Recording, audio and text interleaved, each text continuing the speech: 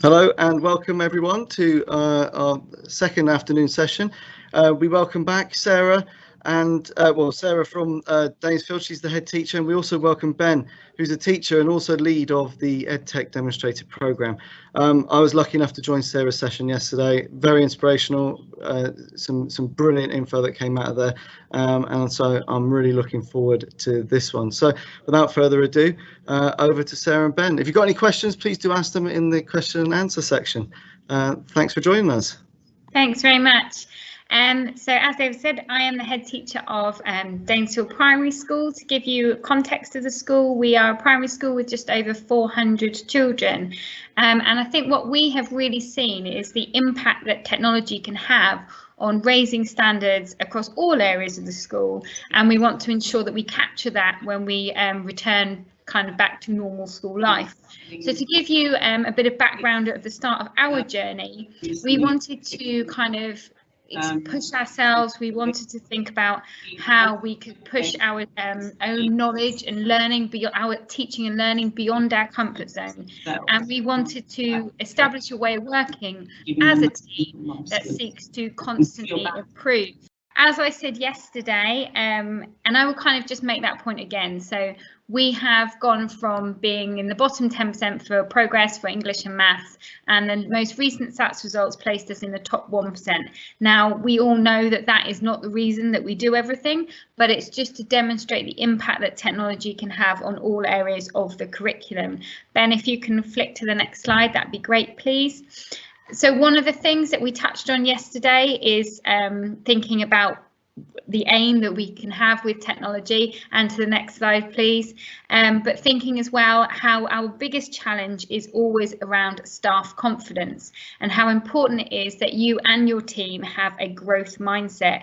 You need to create that culture and with where your teachers are not afraid to fail. And I think over the last few weeks, teachers have and children have proved how they can adapt their way of working and really challenge themselves to take on a new way of teaching. And with remote teaching, we have seen that opportunity. And I think it's really important that we don't lose that when we go back into the classroom, that we carry on that learning culture, that we carry on that growth mindset where we're learning from each other and building on those opportunities. If we go on to the next slide now, one of the things that we've been reviewing is how we carry out our professional development.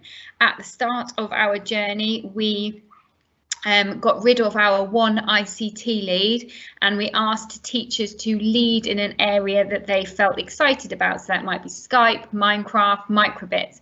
And the teachers went off and they did their research about these things, and then they used them in their classroom, and they then shared the impact that they could have. And we will very much be carrying on with that model when we return, and thinking about how important it is to support each other and to have that level of collaboration. With technology, you have some members of staff who are probably feeling quite confident and some members of staff that are not. And it's really important that we work together to support each other on that journey and share everything, share our successes, share what went well and share what didn't go so well. And we have created a staff team where we create little videos to share with each other, where we can kind of talk about the things that have worked really well in the classroom and the things that we want to change going forward. Going on to the next slide, thinking about something that we will also be carrying on is our planning using Teams. This gives the opportunities for teachers to take their PPA at home. It enables them to carry on working on documents that they had been using in school. It means that they can access them anywhere, and it just means that teaching assistants can also be involved in that process and able to access the documents before the lesson. And I think that level of collaboration is really important. Even if you're in a one-form entry school, being able to share that information with your teaching assistant ahead of the lesson. And I know my teachers especially really love the fact that they can take their PPA time from home. From a senior leadership point of view, going on to the next slide, looking at things that as a leadership team we all need to ensure that our staff have seen. So I need to ensure at the beginning of the year that everybody has read the school policies, the risk assessments, the health and safety documents. Now, having that staff team enables me to share that with all staff, and they are able to read them in their own time, kind of read them and access them at any point. It also enables me to then create a form for the staff to complete, which gives the evidence for me that says that they've actually read the documents. Things like staff meeting minutes, everything now is shared, and we have access to that on that one staff team. Going on to kind of my final slide of this, I think this is a rare opportunity that we have within education, and Stephen Hawking said, intelligence is the ability to adapt to change. And I think this quote rings true for education more than it ever has done. We have had an opportunity where we've all had to reflect on how we deliver our lessons. We've had to ensure that they are accessible to everybody, and it really gives us the opportunity to think about the Marsha Goldsmith quote, which is, what got you here won't get you there.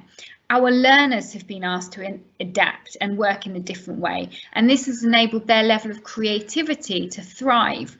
The lockdown that we have faced has tested everybody's ability to adapt, and using technology in the classroom has been the biggest factor in the reasons that Danesfield was successful in moving to remote teaching. By using technology day to day, by embedding it within technology, by embedding technology day to day, we have kind of given our opportunities to our teachers as well as our children to create that learning culture.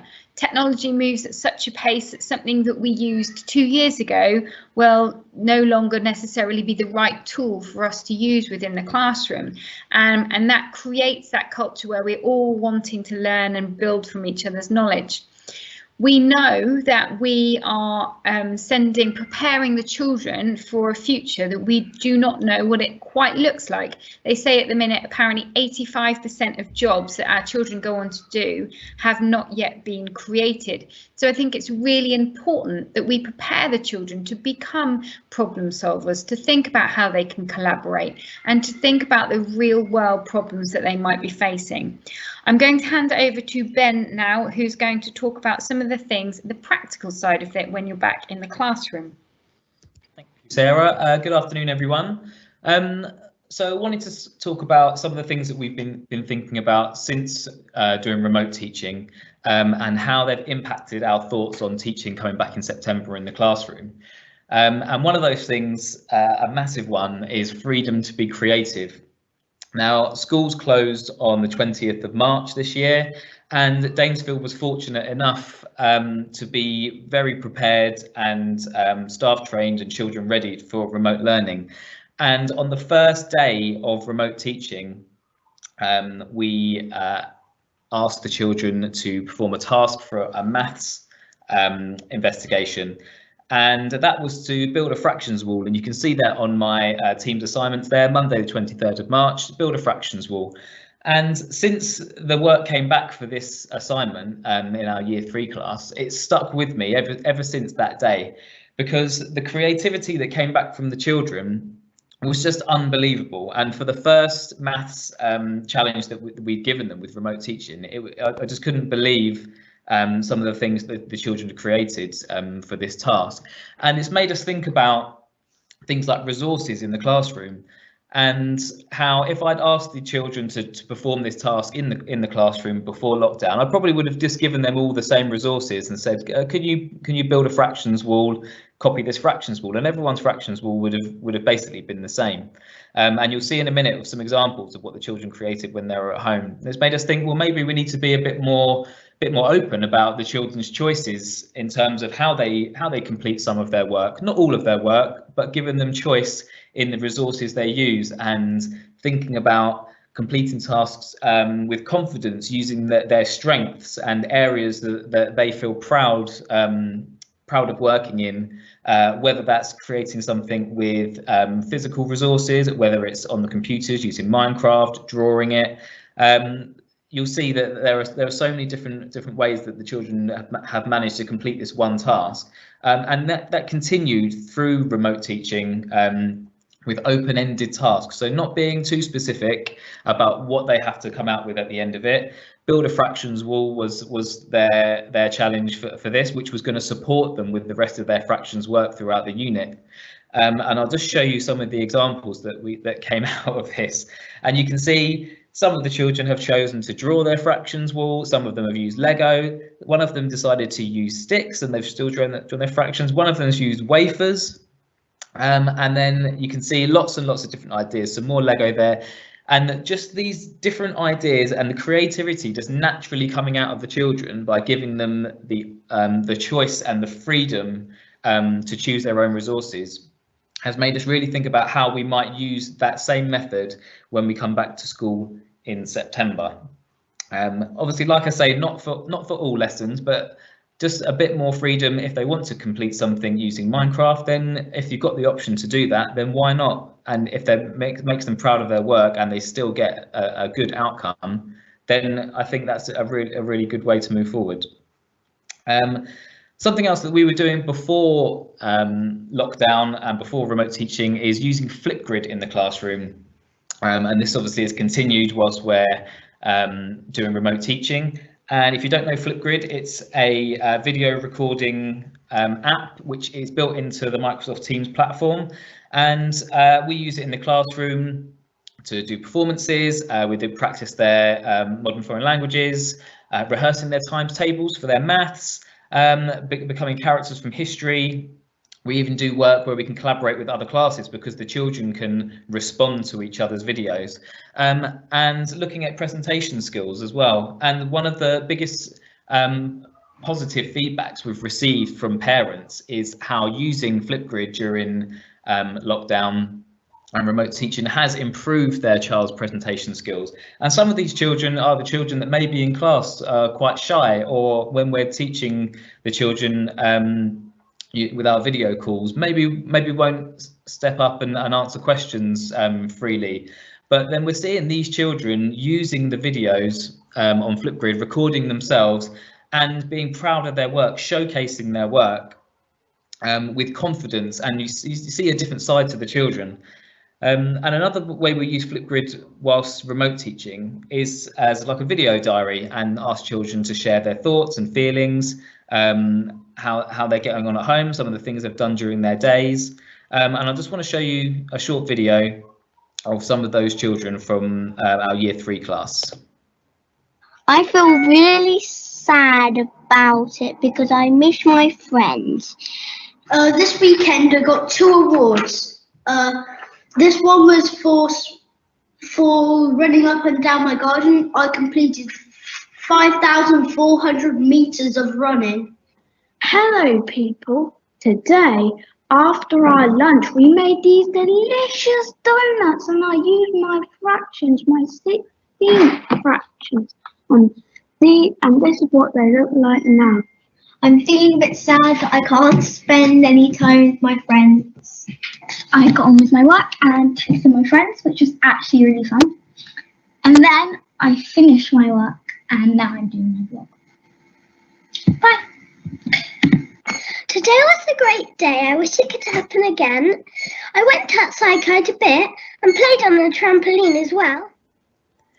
So just receiving this feedback from the children day to day, we asked them to try and do a video every day or every couple of days. It made us think about the children's mental health and well-being, and made us think about how we can introduce that at school. And again, for those children that maybe find it difficult to talk to people, to talk to their friends about any problems they've got, could use Flipgrid as a tool to share their feelings, which then a teacher could look at and respond to with the video. Again, if children don't want to speak face to face with someone.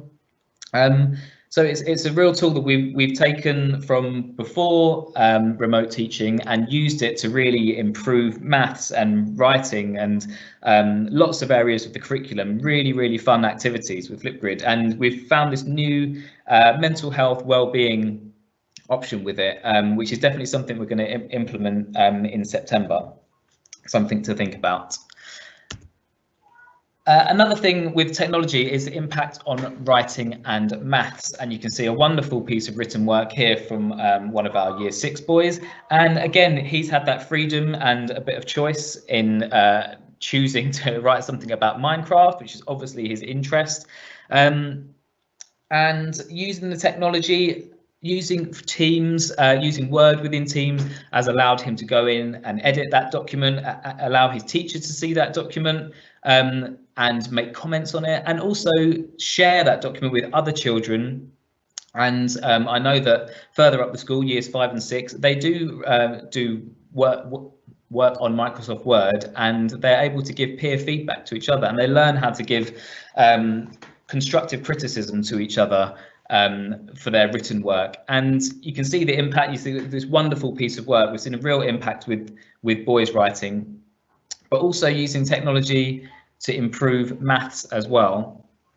So we use things like Microsoft Forms, which is something we've used a lot during remote teaching, but also in the classroom. And if you know Forms, you can write questionnaires and quizzes, but these don't have to be just word quizzes. I mean, we've used it for maths. We've done crack the code lessons where the children have to crack a 4-digit code to open a padlock on a toolbox and try and work out and then get inside for the prize for the class.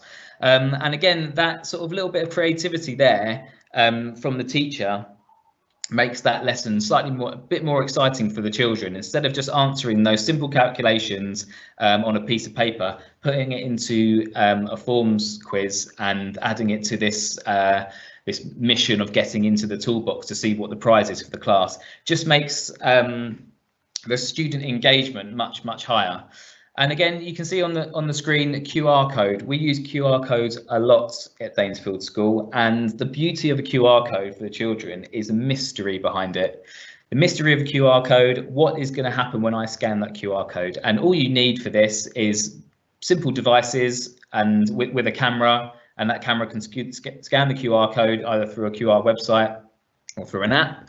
And again, we've used this for maths hunts around the hall, going out if your Wi-Fi can stretch outside, taking those QR codes, sticking them on trees, sticking them around around your school building for the children to go around, hunt for those QR codes and answer the questions, whether that be maths or topic questions or English questions. Just get so much engagement from that mystery of a QR code. You can see as well there's some QR codes on books here where children have written book reviews, and then the QR codes get stuck to the back of the book, giving their work some purpose. And like Sarah mentioned earlier about real world problems, and making, instead of just writing that piece of work with no reason, it gets put onto a book and it goes into the school library for people to scan and see what other people thought of that book. So again, we talked about the children's creativity coming out with the remote teaching, but one of the challenges is for the teachers to come up with this creativity, thinking how you can adapt the software and these apps for younger children and make the lessons really engaging for them using technology. There's an example on screen as well of a Year 1 class learning about the rainbow fish, and they're telling the story of the rainbow fish using Flipgrid, which is what we looked at earlier, making short videos, using puppets and telling the story so they learn the story before they write it down. And again, it has a huge impact on them learning new vocabulary, and it's just really fun for them to do in the class, which is one of the most important things. We've also got a Henry VIII Sway presentation there.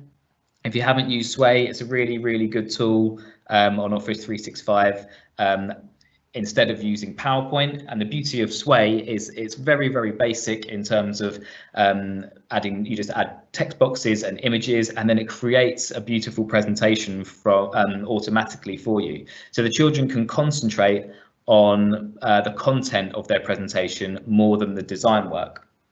So again, allowing children to some freedom to make that choice of making a Sway presentation and how they're going to put it together just makes it more engaging for them and allows their creativity to come out.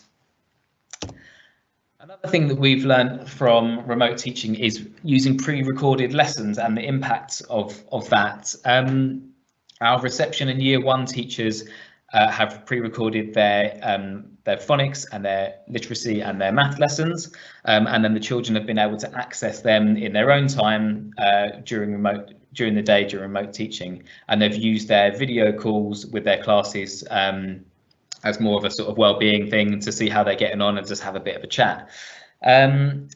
But we were thinking again for September, could we pre-record lessons? If you're a teacher and you know that you're going to be out of class one day, do you ever worry that your lesson won't be delivered in quite the way that you would like it to be? So we've been thinking about, well, if there's a particular lesson you would like your children to still receive from you, and you know you're going to be out of class for a day or an afternoon, then you can pre-record that and put it into Microsoft Stream, and then the children can watch it and learn at their own pace, pause it, start it again through Teams, which is what they've been doing in Year 1 and reception for all of their lessons. But we've been doing that further up the school as well for certain lessons to support children with their maths during remote learning. So it's another idea to take into September. So here's just a little example of our reception teachers. Hello everybody! So today it is Monday and we are going to be learning about a new 3D shape. It has one curved surface and it's called a, not circle, a sphere. Can you say that word? Sphere. Have a go at making your own sphere challenge. Look around the house, find the different spheres and put them in order from the smallest to the largest. Good morning everyone. Now we have a new phonics game, single sound at the beginning. It has a digraph, 2 letters that make one sound in the middle, and it has a single sound at the end. So I have here Molly the monkey. And Molly, the monkey, is going to guess the sound. Or Molly has guessed the sound S. Now the sound S is not in my word, the face of my stick man. Oh, Molly has guessed the digraph E. And Molly's right. My word has the digraph E. Oh, Molly says, is it feet? It is. Let's read that together. Eat feet. So this method obviously could be used further up the school, and I've got written on here about being able to use forms in Microsoft Stream. So I mentioned Microsoft Forms earlier. And what you can do now is, if you're using Teams and Microsoft Stream, you can now add a form to your video. So if you wanted to assess the children, or again pre-record a lesson, take some of that pressure off of your cover teacher, then you can set a forms quiz to come up at any point during your video, whether that's at the end as an assessment tool, so the children can all access it individually on their devices, or whether that's during the lesson where you would normally stop and ask questions to get feedback from the children. And again, here's a small part of that video with where the forms quiz has been added. A sphere. Can you say that word? So you can see it's sphere. Have a go at making your own. And once that link comes up at that point in the video, the teacher can click on the link, and then the video will stop, and then the forms quiz will load up for the child or for the whole class. And you can see I've just created a very short quiz with one question based on 3D shapes. So we've talked about what is the 3D shape, and can the children decide whether it was a circle or a sphere.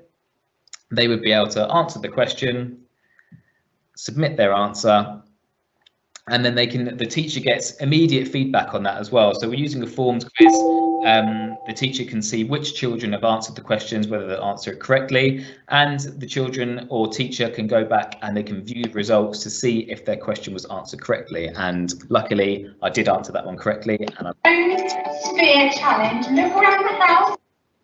And then the video would then continue, and you can add a number of these forms quizzes into your videos as well. So another tool that we've taken from remote learning and would love to implement it when we come back in September, and thinking about these creative ideas and how they could have a real impact on our teaching and learning when we're back in school. I'm going to pass you back to Sarah now, and she's going to talk to you about what can be achieved by embedding technology. Thanks, Ben. So we have kind of seen as a school how raising standards happens through the use of technology. We talked about at the beginning how we have created a culture of teachers who are engaged and excited, and we have that learning culture where we're genuinely trying to constantly challenge each other to think differently. We have seen the impact of using technology with the level of engagement with girls in STEM projects, and also how the boys nationally, where they are not necessarily excited by writing, they actually become more inspired and they understand the purpose of the writing task that's involved. And I think just to kind of really draw on some of the things that Ben has just said, one of the things that the children have not had the opportunity for over the last few weeks is to interact with their friends in the ways that they would normally. And we really have got an opportunity now to look at how we can embrace these opportunities that technology has created through speech and language, and really reflect on how we can impact in the classroom directly, so that the children, when they return to school, they see it as a positive experience of everything that we have learned. I believe now we just have time for questions, because we have gone slightly over, if there are any questions. There are some questions, yeah. Well, first of all, thank you guys. Again, just brilliant. Some of the stuff you're doing is fantastic, and great to see that it's going to continue into next year. Just before we do go over there, one question I do have is, do you think you're going to be using all the digital tools more than you were before COVID-19 lockdown, or do you think it's pretty much the same and it's just going to continue? I think it's really important that whatever objective you're trying to achieve, you use the right tools for that lesson. So it may be that we will use some different tools, but it doesn't mean that we're going to just only use technology. I think it's really important to get the balance right. But I think we'll definitely be embracing more of the video technology tools that we've been using, and really enhancing kind of the opportunity to collaborate on the same kind of Word document or something for our year sixes. Yeah, fantastic. Okay, thank you. And some people are commenting on those videos they saw. First of all, the videos of the brilliant remote teaching in early years. Those guys did a session yesterday all about how you can remote teach even in the early years, because people are thinking, well, because it's early years, it'll be far more difficult. They did a great session talking through all the great things they did. But people have been wowed by those videos. What a great resource. I think one question is asking, are they available to share with staff as good examples? I think they're asking if they can share your videos with their staff, probably as a bit of an inspirational tool. Is that possible? We can definitely do that. I mean, all the videos are all just recorded on our teachers' phones or using their laptop devices and that in school. So, I mean, it's very simple to recreate if people are interested in doing it themselves. But we'll be happy to share some of them. We can share some of them on our YouTube channel as well, so that people can access them. Oh, brilliant. So there you go. So on the screen now, you've got several links to all the different social media, and it looks like YouTube's included in there. So maybe have a look on there and you might be able to find some great examples. And by all means, tune into the session yesterday where you can see some of the Danesfield staff, give some really good hints and tips on that. They're also asking, what do you use to create those videos? So like I say, it's generally just teachers use their own phones and record videos themselves using their own devices, or just their laptop within school, and then they just get uploaded to Microsoft Stream, and then by putting them onto Stream, the children can access them safely and securely through Teams, and they'll stream within Teams without having to actually download any files or anything. So a really quick and easy way to do it. Oh yeah, and having the video stored on online or in the cloud it saves hard drive space, doesn't it, on computers? Yeah. And streaming is the way forward. Okay, brilliant. You've had another comment just saying really helpful. Thank you very much. So some nice things said. Hey, again, guys, thank you so much for joining us today and help present for everyone. Thank you everyone for joining. There's plenty more still to come, but if you want to see this session again, then spread the word, tell people about it, because it is going to be made available, and I'm sure lots of people will gain lots of help from watching this. Oh, we do have one other question very quickly. It's just come in, if you don't mind, Sarah and Ben. But Yeah. what about GDPR? We don't encourage staff to use their own devices. How have you overcome that? So it's in our ICT code of conduct within staff, which was approved by our governors. We have we have a situation where if we're using our own devices within school to just record the teachers, and the children aren't involved anyway. But if they are sharing pictures that they're using, uploading for Twitter, then they just make sure that they're deleted from their devices once they are have been uploaded. We've also had permission from all the parents to do this, but we've just built it into our code of conduct. There you go. Get your policies right. Just to build on that, we recognised how valuable having phones and cameras and video opportunities is by using these devices. And actually, it's a lot more challenging to get a device that can film anywhere near as good quality, I guess. Yeah, no, agreed completely. And we do something very similar. So it's certainly not uncommon, and I think if you need any help and advice on that, I'm sure the guys will be willing to help you with that. And just finally, one last comment. Inspirational. Thank you so much. So it's I think a sentiment shared by so many. Okay, thank you again. Thank you, we'll see you hopefully on some of the other sessions. Thank you very much. Brilliant. Bye-bye. Thanks very much. Thank you.